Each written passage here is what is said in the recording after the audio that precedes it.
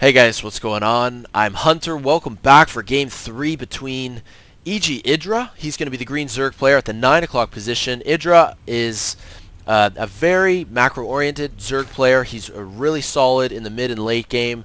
I really like his... Well, I can't say that I love his playstyle, but I really like him as a player. I really think his personality is kind of interesting. We saw a little frustration in the chat from IdrA in the past couple games. He was not too pleased with a few different things. They were kind of funny matches, but really good games, and it's tied 1-1, and winner of this gets to go on to MLG.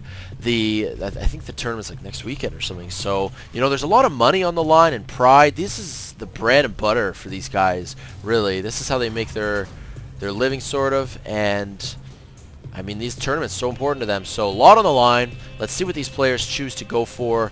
They've both chosen very macro heavy builds in the past two matches, the past two games in this set. And yeah, they both went, I mean, command center first and hatchery first. So just about the most macro you can go for. ClouD has been heavily favoring, you know, Blue Flame Hellions and Marines to defend against a lot of Mutalisks in the last game on Metalopolis.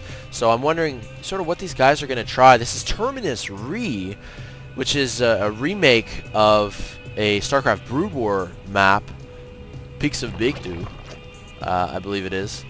And yeah, it's a really macro-oriented map. If you just take a look, this is a 4-player map, just like, you know, many other maps that have been in the map pool for a long time. But there are more bases. There are, what is it, 16 bases on the map for 8, 12, yeah, 16. Compared to, you know, lots of other maps, even 4-player maps only have like 12 or maybe 14 depending on the golds. There are no golds on this map, in fact, just lots of that blue minerals. And both players probably going to want to scout soon. ClouD scouting down to the south position, then he's going to head over to IdrA's base. IdrA, on the other hand, if we take a look at his vision, the Overlord just sort of, you know, making a pass around the outskirts of the map, actually to avoid the Xel'Naga watchtowers in the middle. I do believe that's the explanation for that flight path. Spawning pool on the way. IdrA is going to have 100 gas just a tiny bit after the spawning pool is complete. IdrA now scouting with a drone as well. So he, unfortunately, is going to find the base of the Terran player very late. But the Terran player, ClouD, is going to see, okay, very fast hatchery, drones maynarding down, moving into the main. He spots everything. I mean, he's going to see the spawning pool, the single extractor. And, yeah, no, are we going to get metabolic boost? Maybe when IdrA has enough minerals. Keep an eye on that spawning pool. This SCV is going to be running the marathon of his life here. A slow but steady decay of his suit as these Zerglings just slowly catch up to him. The SCV is going to survive for sure, though, especially with these Marines coming out. Metabolic boost is on the way, and IdrA continuing to mine gas, just off of 1 gas, though. And starting to get his economy going, and at the same time we already have an orbital command morphing in at the natural base of ClouD. So in all 3 sets here, you know, I mean, they're all on similar maps, all of them on 4-player maps, but both players going with really similar builds in each case. 2-fact on the way, same as the last 2 games. So I don't know. This is where the mind games come into play, sort of. Obviously, IdrA's trying to determine what exactly ClouD is doing. IdrA's slowly moving an Overlord in, of course, to attempt to scout the 2 factory. But this Overlord is going to get spotted by the refinery, and might not have enough time to make it to the 2 fact. But that is such an important piece of scouting information, knowing that they're going to, in all likelihood, be Blue Flame Hellions on the way. IdrA getting a Baneling Nest. I'm wondering when IdrA's going to start Lair Tech. I'll have to wait and see. And no! He doesn't spot it. He backs up. Look at this. IdrA backing up with his Overlord. And you can see this sight just ends like right here. Right here. If he had just moved a tiny bit more in, he would have spotted the 2 factory. And when it comes to this level of pro play, that can be the difference between a win and a loss. That's really it. A ton of Banelings morphing in. Still kind of hoping in my gut that IdrA can can pull something out here, though. IdrA on the production tab, no more drones.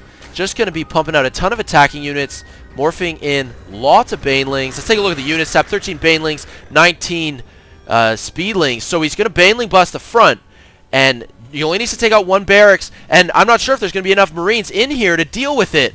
He's going to take out both barracks. Beautiful baneling. Oh, man, that was just perfect. And all of a sudden, it comes down to micro. These Hellions, excellent against the speedlings, even without the blue flame. It would have probably been smarter for IdrA to just decimate the SCV line. He would have been able to get a ton of SCV kills, but IdrA did not know about the factories. Oh, man. It's looking to be a pretty tough position for IdrA at this stage now. He sees that there's a third base going up, and because IdrA knows that on Terminus Re, Terran players bumping up to 3 bases, it's hard to attack that third base unless IdrA had Lair Tech, but he's only starting Lair Tech right now. He's going to need Mutalisks to try to harass the third base, but they're going to be really late is the big problem. I'm trying to think of sort of any way IdrA can come up with... well, I mean, he's only behind 10 supply. I was going to say, I can't think of how IdrA might pull this out. I really hope he does, to be honest. He's got to defend these blue flame... Are they blue flame? Yes. Yes, they are. Definitely blue flame Hellions. Of course they are. And... 1 spine up. 2 spines up. You can tell even I'm getting a little tense here in the commentary. I am kind of rooting for IdrA. Come on, he's had a tough time lately, guys, in his career generally, in lots of tournaments, and he's very frustrated. But this is, I mean, it can come into his play style as well. You know, one tiny misjudgment, and you can find yourself way far behind. And if you can't keep calm, emotionally, of course, like, I mean, you'll make mistakes. You're not thinking clearly necessarily. So, are these? It doesn't look like these Hellions are actually going to try to push in. What I think is going to happen is we're going to have a large reinforcement from the Terran player. You can see he's getting 2 Thors. He's even putting up more racks. I don't think he has a starport or anything. Definitely not. Actually, he hasn't favored starports at all. I can't remember even seeing a medevac in the previous games. But what we're going to see is ClouD here with a huge reinforcement, Thors and Stim Marines, Marines that are 1-1. The upgrades, of course, absolutely just game-breaking this early in the game. It just makes such a difference. Ooh, the spines are repositioning a little bit. It doesn't really matter. I mean, Hellions, they'll just back up, you know, whenever they need.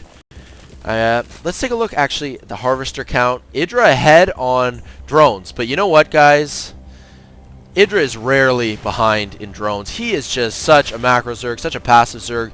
He just pumps out workers all game long.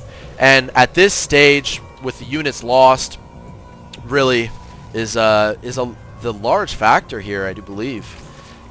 It might be hard for IdrA to hold this off, but we'll just have to wait and see. 3 bases now kicking in. Even missile turrets in position. Although, look at this. Ooh, on the production tab. That is pretty deadly. 12 Mutalisks on the way. So it is going to be... It is really going to come down to micro.